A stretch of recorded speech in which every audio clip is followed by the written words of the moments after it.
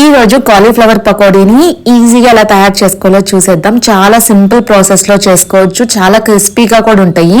తప్పకుండా ట్రై చేయండి. దీనికోసం అయితే ముందుగా నేను కాలీఫ్లవర్ ని చిన్న చిన్న ముక్కలుగా కట్ చేసుకున్నాను. వాటిని బాగా క్లీన్ చేసి పెట్టుకొని ఉప్పు, కారం, అలాగే కొంచెం పసుపు, గరం మసాలాని యాడ్ చేసుకోవాలి. ఇంకెటువంటి మసాలాలు కూడా యూజ్ చేయని అవసరం లేదు, ఇవి ఉంటే సరిపోతుంది. వీటిని బాగా మిక్స్ చేసుకోవాలి, మొత్తం కలిసే విధంగా. ఈ విధంగా మిక్స్ చేసుకున్న తర్వాత దీంట్లో బియ్య పిండి అలాగే మైదా పిండిని యాడ్ చేసుకోవాలి.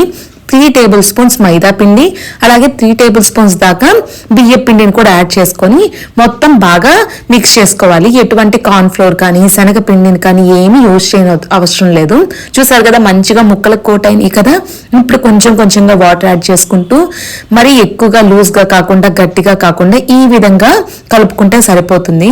ఇప్పుడు ఆయిల్ హీట్ చేసుకొని, ఆయిల్ హీట్ అయిన తర్వాత ఒక్కొక్కటిగా వేసుకోండి. ఒకేసారి ముద్దలా వేసేసుకున్నారంటే అంటుకొని అంత బాగుండవు అనమాట. క్రిస్పీగా వస్తాయి కానీ అంటుకుంటే అంత బాగుండదు కదా. ఈ విధంగా ఒక్కొక్కటిగా వేసేసుకొని మీడియం ఫ్లేమ్ లో పెట్టుకొని మంచిగా వేయించుకున్నారంటే సూపర్ టేస్టీగా ఉండే కాలీఫ్లవర్ పకోడీ తయారైపోతాయి. దీంట్లో పచ్చిమిర్చి వేసుకోవచ్చు, కరివేపాకు వేసుకోవచ్చు, మీ ఇష్టం. మీకు ఏది ఇష్టం ఉంటే అది వేసుకోండి. సూపర్ టేస్టీ కాలీఫ్లవర్ పకోడీ తయారైపోతుంది. తప్పకుండా ట్రై చేయండి.